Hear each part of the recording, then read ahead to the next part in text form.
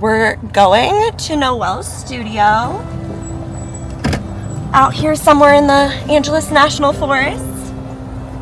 Noel Piechowski is a glass artist that works primarily in stained glass, but she also has a lot of glass blowing experience, and this background heavily influences the kind of work that she makes.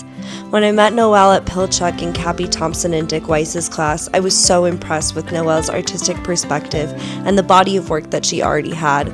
We want to thank Noel for inviting us up to her studio and sitting down with us to talk glass. We have a really fun episode ahead of us.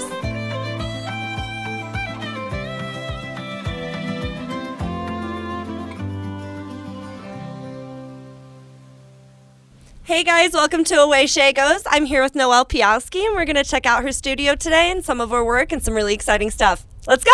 Right on. That's my catchphrase. I love it. Here we are. In all of its glory. Welcome. Look at that view. I know. The view doesn't get old. That's one. That's one thing for sure. Noel, do you want to tell me a little bit about how you got started in glass? I know you have some family connections and your school really surrounded around glass. So do you want to take me through that? Yeah, sure. So I grew up around glass. My dad is a stained glass artist. He's done a lot of large-scale architectural glass for a lot of churches here in Los Angeles. And so I grew up in his glass studio and surrounded by it. It was never something that I was super fascinated with because it was oh, that's what my dad does. That's just my dad's job. And I was always inspired by it. I always thought it was super awesome, but I never thought that that would be any type of thing that I would actually be getting into. Right.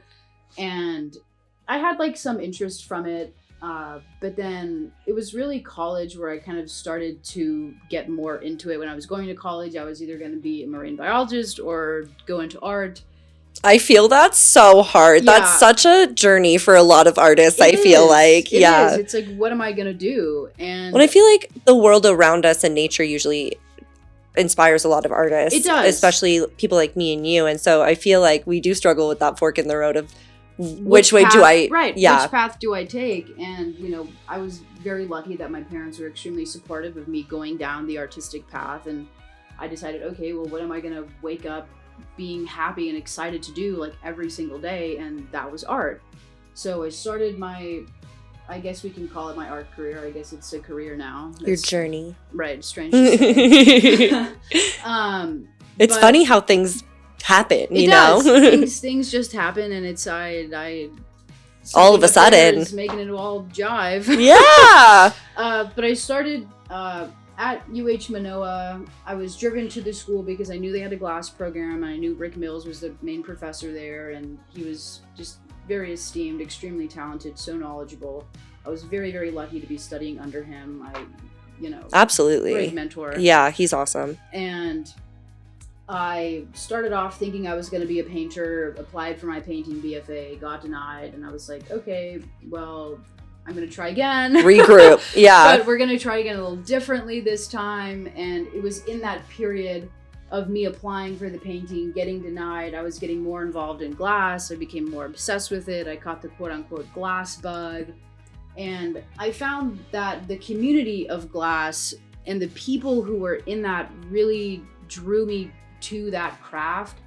And then once the people drew me in, it was okay, wow, there's so much that I can actually do with glass, and it's not just what is the quote-unquote common knowledge of it. This is a medium that consistently pushes the boundaries of what this medium is. Definitely. And I want to be part of that. Absolutely. And there's so many different ways to express that. 2D, 3D, painting, casting, blowing, lamp working. The pot, and then you can combine those too. Yeah. You can put a rondelle in a stained glass piece and combine that glass blowing with the stained glass 100%. or so on and so forth. 100%. And so I continued doing glass, and I fell in love with it. I ended up applying for my glass BFA. I got in. Thank God. I was I can't take another failure. Right. Yeah. But that's the process of art, and failure comes with it. And I think that's the most beautiful part of it. It's Definitely. You learn to roll with the punches, and you learn to get denied and shot down a million times until you finally get it, and it's like, okay. Yeah. Sitting through those failures and through those critiques, those college BFA critiques will humble you. And I was blowing glass, which it's been a little while, but for every however many pieces, you're breaking however many pieces alongside with it. And Yeah. I experienced that a lot while doing my BFA. I probably blew over like 200-300 rondelles, and I ended Wow. up with like 100 that I wanted, Yeah. and that I liked, and that were successful, Right. and didn't crack and didn't drop on the floor. And I could have continuously beat myself up for doing that, or I accepted and realized this is part of the process, and okay, let me pick up a new pipe and start again. Definitely. But throughout my whole time at UH, I wasn't exposed to flat glass and stained glass from my university. That was not something that was taught there. I knew it was interesting. I knew I had some small level of skill set from my father, from helping him in his shop. I would be doing the grunt work of puttying a window, which is so thrilling. I love puttying windows now. If I was a stained glass parent, that's what my child would be doing too. Right. It's you putty. You're in trouble. You're puttying Yes. a window. So I want to know, what are your passion projects? What is like inspiring you right now? Okay. So I have a common theme going on throughout a lot of like my autonomous work that I do for myself, and that I don't do for clients. I will do for clients, but it's more of an experimentation process and a symbolism that I enjoy.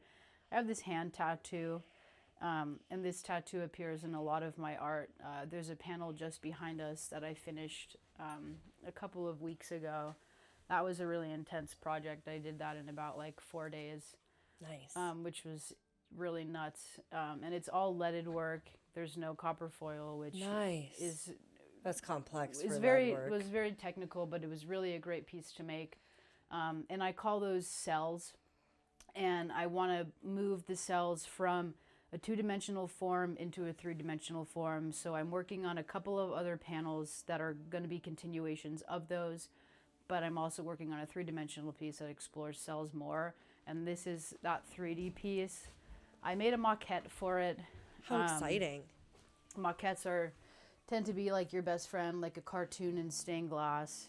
Like you can see, these are some of the cartoons that I've come up with for what I call my cells. And this particular piece, I wanted to make a lamp. I'm very interested in how glass and light work together. And I think that's something that I want to explore more. That's a lot of what my graduation project was on in school, was how glass and light work and how it works in a non-conventional way, especially with stained glass. Right. Because you typically see them in windows and that's how they're used. But okay, how can I push that and experiment with that further? So I came up with this concept for a lamp. I made this using, kindergarten techniques of tape, but there's a lot of measuring, a lot of precision happening. I used this foam core because it's about the thickness that a size of a panel would be. This isn't going to be leaded, it's going to be copper foiled, and I've cut out all the pieces of this, and I can just pull some of that out. One of my drawers, my multitude of drawers, where this one's a good one, I think.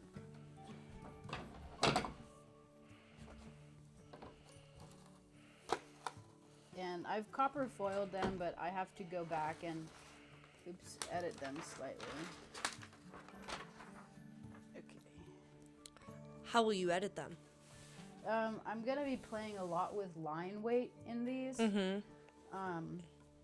And so this is like my rough model. I have actually 2 designs. This is my design for fabrication. I have another design for what it's actually gonna look like in the end. And these are their cells. They don't look like it right now, but once it's finished, it's the artist's vision, whatever. Right. Trust the process. Yeah. And so it's taken me a while. There's probably over 200 pieces going into this lamp, which why did I decide to do that? Because I'm crazy. I resonate with that a lot. Yeah. Sometimes, and when you're doing stuff for yourself, that's that creative process. It's really great. And you have that freedom and you have that time. And, you know, this is something that I plan on, you know, taking my time on, and it's not going to be done anytime soon. But, you know, I just roughly copper foiled. I have to go back with my X-Acto and clean up a lot of these lines. I'm going to probably do some copper foil overlay, all of that type of stuff. But in doing this, it's playing with what more I can do with flat glass. And it's how can I push that in a different way. We've seen lamps, we've seen panels, we've seen everybody do a lot. Even pushing the name of flat glass. Like, it's no longer flat once you make it into this three-dimensional object. But it's still, you're still making flat panels. Right. Composing them into something larger. And so that's kind of what I'm working on. I've been working on this for a few weeks now. It's hard to, you know, do your own stuff while you're still working for clients and making windows for other people. So it's finding the time to, you know, put time aside to do this. The hierarchy of needs. Which is often in the middle of the night, you know, and it's like, okay, let me put everything else aside. Let me focus on what I need to focus on for my own craft. Right. But that's what this is. This will be cool. I'm still fabricating. I will fabricate a light for it as well. I think lighting is really interesting, and I have fabricated lights for my work before, and you just get very specific lighting and something that you can't get that's commercially made. You know, it's like very specific to what you exactly want in your piece. Engineered for that piece. Yeah. Yes. Absolutely. So this is going to be part of the Cell series. I'll probably end up making a few lamps. This one probably being one of the more complex ones, and then going down into more simplistic. Yeah. And then also paired with these windows. They're the same colors. So it'll be a good size series. Yeah. I'll make from those. An exploration almost. Yeah. And these little pieces here, are you going to fill that in with solder, or are you going to make black pieces? So, yeah, I kind of worked a little backwards with this. I have another one somewhere here. No, not this one. This one, I haven't, this is like so crazy. I haven't copper foiled all of them yet. But I've cut, you know, like some of these pieces, but a lot of it, like some of the larger sections will be filled in with black because you need to, but some of the smaller portions of it, you know, like this corner right here, that's going to be filled with solder. Definitely. Like, I'm not tripping over that. But there's certain areas that have to be black and you have to add it and whatnot. I know I struggle sometimes with how big can my hole be and how big, right. You know. How much solder can I put in there before all the pieces crack? And then the other concept is like, what if I just leave them blank, you know? And, right. And that's the beauty about doing something for yourself is you have that creative freedom to actually change your mind mid-project. Yeah. Like, actually, I kind of like it with this light peeking through, or maybe I don't, or I want it all black, or however it works. Yeah, you don't have to get approval from anybody or a budget or anything like that. The approval is from myself. Right, and which is hard enough, okay? That is. But this is something I'm really excited about. It'll take me a couple more weeks to really, you know, make the whole thing and then come up with the light. But it should be really a fun concept. Yeah, I'm really excited to see more pieces of the series and how it pans out. I love the colors you're using here. This cranberry glass with the chartreuse and the teals and the navy. It all just works really, really well together. And it'll play with color. The bottom, it'll gradate, you know, darker to lighter. I love your relationship with color in your color work. Is huge. Color is absolutely huge for me. I'm really drawn to it. Color is probably the thing that drew me most to stained glass and just glass in general because, you know, I have a background in painting and so I have a basic understanding of what color theory is. Right. But the way color is portrayed and shown through light and how it, in glass, I mean, and how the light changes throughout the day or how it's, you know, it's being reflected off of, or it's out in the sun, or it's in a shady area, completely changes the mood and the feel of it. A cloudy day, a sunny day, a nighttime, daytime. And I just love color. Color is like how I really express myself and what it is that I do. I go around most of the time, I wear like all black or not much color at all. I feel like the most colorful people are like that usually, though. Yeah, and then my work, you see my work, and it's like, but it's pink and green. Yes. And what do you mean? And I'm like, I love the dichotomy of that. Yeah. And which I is think fun. I come from a painting background too, and it's so interesting that both of us have that kind of like history to go off of, because it was a really big adjustment for me to go from I can mix any color I want into any shade I want, and the way that opaque colors are mixed on a surface are very different from how scientifically how light and color play together. And I don't know about you, but like changing my mindset to that was a difficult hurdle for me. It's hard to process A to B unless you've been exposed to it for a really long time. Right. Thank you for sharing that with us. I'm so excited to see where that goes. Yeah, it'll be a fun project.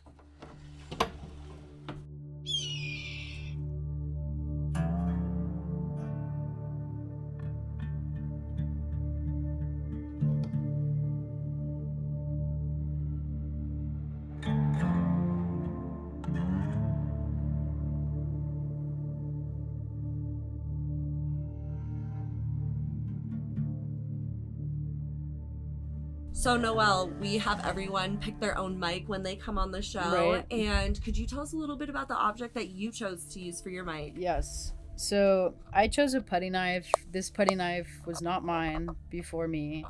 This putty knife was my father's, and many other hands have held it. Wow. There's a lot of history to it, and, you know, it's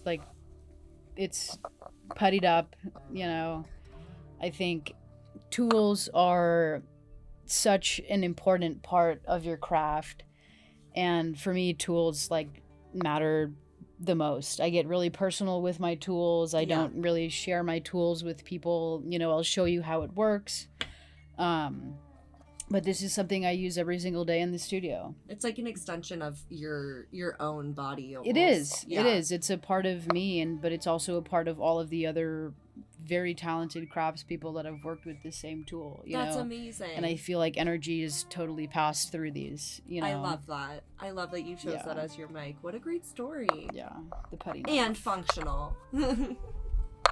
So, Noel, I wanted to ask you, what do you find to be the hardest part of being a female artist, and specifically a female glass artist in your field and professionally?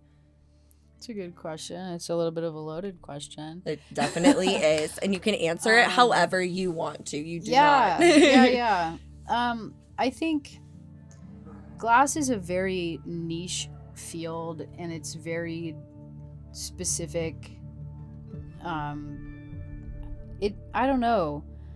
It's kind of a hard answer because I think there's a lot of different layers to it. I think what's very hard about it is there's a lot of people trying to be really good at it and really excel at it. Right. And I am one of those people because I love this. Like, this is my craft. I feel that. And I want to be as best as I can. But I'm also trying to be really cognizant of not competing with other people. Right. And not competing or comparing myself to others, because what I'm doing is totally myself. Definitely. And it's for me, and the only person that I want to be competing against is myself. And so it's like, okay, this last piece that I just made, great, I love that. I'm not comparing that to your work or to somebody else's work or somebody that's not in my medium. Right. I'm comparing myself to my previous self, to that self's previous self. Your evolution. And building upon that. Yeah. And that's one of the really hard things about being an artist, is the not comparing and the staying really true to yourself, and not the selling yourself out for, you know, whatever followers or likes or people to want your art or like your art. Right. Because most of the time people don't like your art or understand it even. It. And that's fine, and they don't need to. You know, it's not, you can enjoy it, but I'm not making it for you. Right, you know? exactly. I'm making it for this greater purpose and this greater message and understanding that I'm trying to understand myself. And oftentimes that just happens to translate into things that people understand and like. Right. You know, with a lot of my work, people ask, you know, but what does it mean? And like, what's the meaning behind it? Right. And I don't tell them. I look at them and I ask, what do you take from it? You know, what do you understand this to be? And I let them define the piece how they want to define the piece. And most of the time, it's what I'm trying to get across. Definitely. But I allow them to create their own ideas and have their own understandings of what it is that I've made, because it makes it feel more personal to them. And that's why I create art. That's why I create what I do in a very abstract way, because I want you to interpret it for what you need for yourself in that moment. I know you're a stained glass artist yourself, but I wanted to bring you a little piece that I made. Sick. And it's a little mushy, and it's made of my favorite glass that I use in my own work. And awesome. I want to give you a little piece I of love me. that. And it's signed. Sick. Yeah, you That's got great. it. Always sign your work. I know. Always sign your work. That's great. That's great.